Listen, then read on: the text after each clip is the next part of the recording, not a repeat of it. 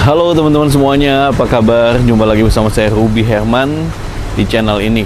Nah teman-teman, nggak berasa kita udah mau masuki 2021. Pastinya teman-teman punya harapan, punya cita-cita, punya angan-angan, punya impian yang mungkin belum terwujud di 2020 dan akan diwujudkan di 2021.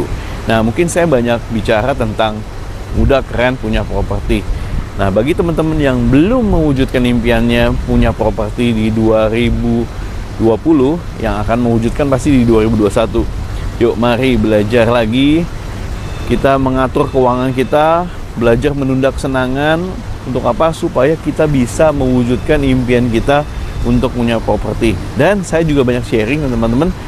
Bagi teman-teman yang ingin punya properti, pastikan teman-teman membeli properti yang aman, ya.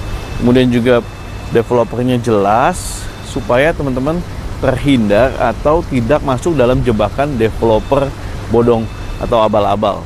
Nah, karena banyak sekali saya jumpai, banyak sekali orang yang nanya ke saya, dan tetap saya selalu bilang perhatikan siapa developernya, track recordnya gimana, lalu produk-produk apa saja yang mereka sudah lakukan atau mereka sudah kerjakan dan sudah serah terima. Nah, jangan teriming-iming oleh jebakan atau ditawarkan, nanti harganya bakal naik nih. Kalau naik, kalau enggak, nah, lebih baik cari yang safety, cari yang ready, cari yang jelas gitu ya, developer siapa. Karena hati-hati teman-teman, biar teman-teman pastinya memiliki properti di tahun 2021. So, teman-teman, buat teman-teman yang lagi bergumul, lagi ingin mewujudkan impiannya untuk punya properti 2021, saya doain biar tercapai impiannya di tahun 2021 ini.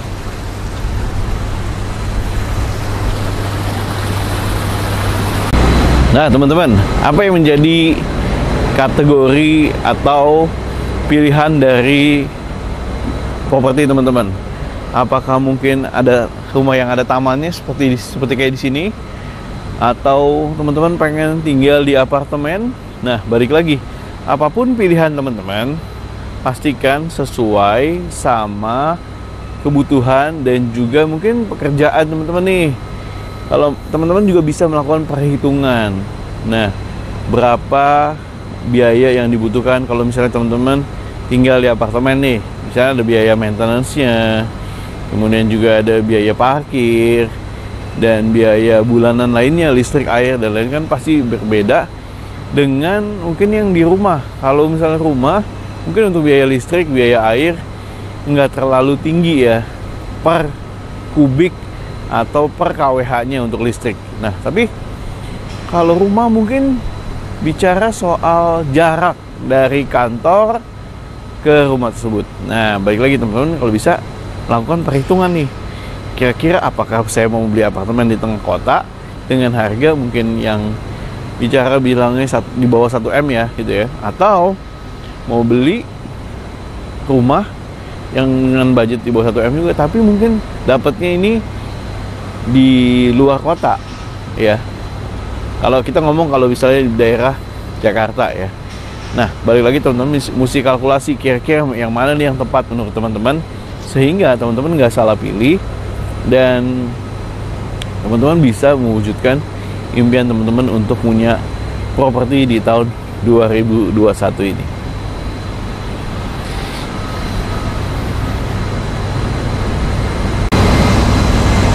Nah, teman-teman, di 2021 pastikan teman-teman memiliki keyakinan untuk bisa punya properti di tahun 2021 ini. Dan yang teman-teman yang sudah lakukan, udah menabung di tahun sebelum-sebelumnya, nah jangan sia-siakan, jangan dihabiskan untuk hal-hal yang gak berguna. Pastikan teman-teman bisa memilih properti yang tepat sesuai dengan kebutuhan dan juga kemampuan teman-teman. Nah, bicara soal kemampuan, saya banyak sharing. Mari alokasikan sekitar 20% sampai 30% dari penghasilan teman-teman untuk apa? Untuk beli properti tersebut.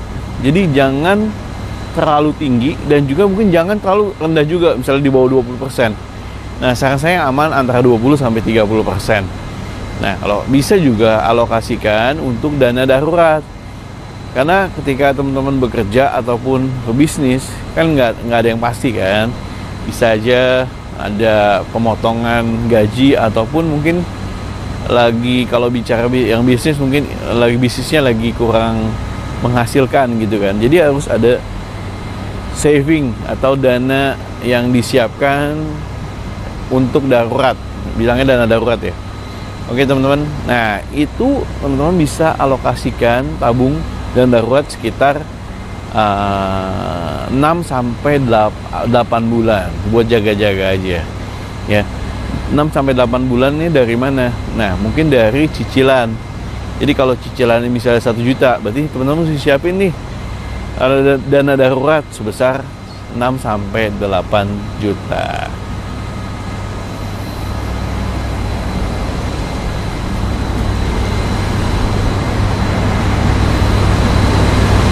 Nah teman-teman, pastikan di 2021 ini resolusi teman-teman bisa terwujud dan teman-teman bisa memiliki properti yang teman-teman impikan sesuai dengan impian teman-teman. Nah, buat teman-teman yang lagi menyusun rencana ataupun teman-teman yang mungkin sudah menikah dan ingin mewujudkan bersama pasangan, nah ingat, mari diskusikan bersama-sama saat ingin memilih properti, dan juga harus buat planning nih bagaimana perencanaan keuangan teman-teman supaya nyaman, aman, dan juga bisa terwujud untuk punya impian punya properti di 2021 ini. Nah, kalau ditanya kenapa sih Pak Ruby selalu mengencourage buat teman-teman semua para milenial khususnya untuk bisa punya properti, karena lebih baik kita persiapan saat kita muda.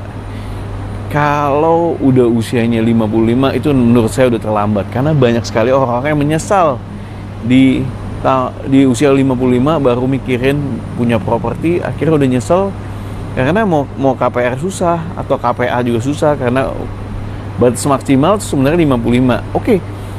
Pak Ruby, ada kok yang bisa lebih dari 55. Bener sih ada, tapi secara asuransi lebih tinggi ya, jadi biaya asuransi lebih tinggi.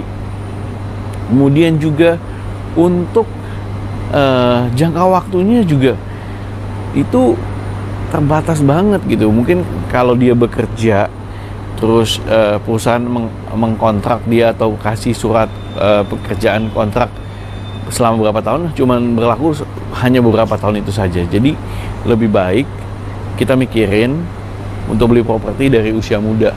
The best is di bawah 30 tahun. Di bawah 30 tahun antara usia produktif ya. Maksudnya sekitar 25 sampai 30 tahun tuh itu the best banget. Ya, kenapa? Itu saat mungkin kita lagi mulai membangun karir dan bekerja sebagai karyawan tetap ya di suatu perusahaan. Nah, kita mulai mengalokasikan sekali lagi 20 sampai 30% dari income kita untuk apa? Untuk sebagai cicilan properti gitu ya. Nah, kalau juga the bestnya juga mungkin sebelum punya keluarga, sebelum membangun keluarga. Kenapa? Karena untuk sendiri kan masih bisa ngatur kan. Kalau udah punya keluarga, pasti kan ada biaya-biaya tambahan gitu. Apalagi udah punya anak. Anak 1 biaya beda, anak 2 beda, anak 3 beda, dan seterusnya. Pokoknya lebih baik teman-teman prepare saat masih muda. Ya, kalau lagi masih muda ya, apalagi lagi produktif, nah belajar nih menunda kesenangan, mengatur keuangan untuk bisa beli properti di masa muda. Karena banyak sekali keuntungan-keuntungan yang teman-teman bisa dapatkan saat beli propertinya masih muda. Nah, kalau masih muda kan biaya asuransinya juga lebih rendah kan, karena masih muda gitu kan.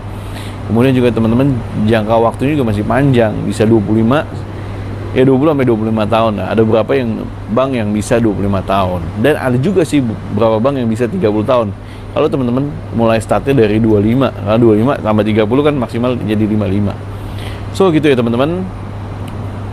Itu menurut saya kenapa beli properti dari muda, dan jadilah generasi yang muda keren punya properti.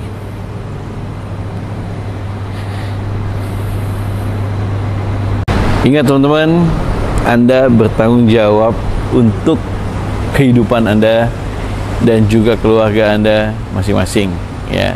Minimal tanggung jawab pribadi terhadap diri Anda sendiri, ya. Kehidupan Anda akan sukses ataupun kehidupan Anda akan kurang sukses, nah Anda yang menentukan, ya. Tapi ingat, kita juga harus berdoa kepada Tuhan, ya. Nah, sekali lagi teman-teman, kita manusia, ada hal-hal yang kita bisa kontrol, ada hal-hal yang nggak bisa kita kontrol. Nah, menurut saya membeli properti ini adalah hal-hal yang kita dapat kontrol. Nah, saat kita dapat mengaturnya, mari kita mengatur dengan bijak supaya sampai saatnya tiba kita bisa membeli properti yang kita impikan atau sesuai kebutuhan dan juga kemampuan kita. Kenapa sih saya selalu bilang sesuai dengan kebutuhan dan juga kemampuan? Nah, jadi harus di mix and match nih. Kalau bicara soal butuh, mungkin butuhnya itu nggak beda tipis sama keinginan gitu. Tapi dengan di mix and match sama kemampuan, ya, jadi kita bisa adjust gitu ya. Kebutuhannya mungkin rumah kebutuhannya pengen yang butuh banget nih, rumah yang misalnya 200 meter gitu ya. Tapi kemampuan kita cuman yang 72 meter. Ya udah harus di mix and match kan, kebutuhan dan juga kemampuan. Nah, ada lagi aku cuman butuhnya juga mungkin butuhnya 100 meter. Tapi sebenarnya kemampuan kita bisa sampai dengan 200 meter.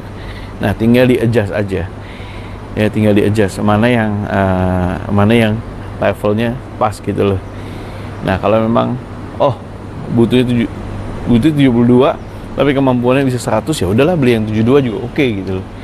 Ya, jadi semuanya harus di mix and match, jangan berlebihan supaya kita nyaman dalam mengatur keuangan kita dan di tahun-tahun berikutnya kita sudah punya cadangan keuangan. Nah, demikian video kali ini, semoga bisa bermanfaat buat teman-teman yang di 2021 punya resolusi untuk punya properti. Sekali lagi saya Ruby Herman ingin mengucapkan selamat tahun baru 2021, sukses buat teman-teman semuanya. Generasi muda keren punya properti. Sedari muda kita bisa punya properti.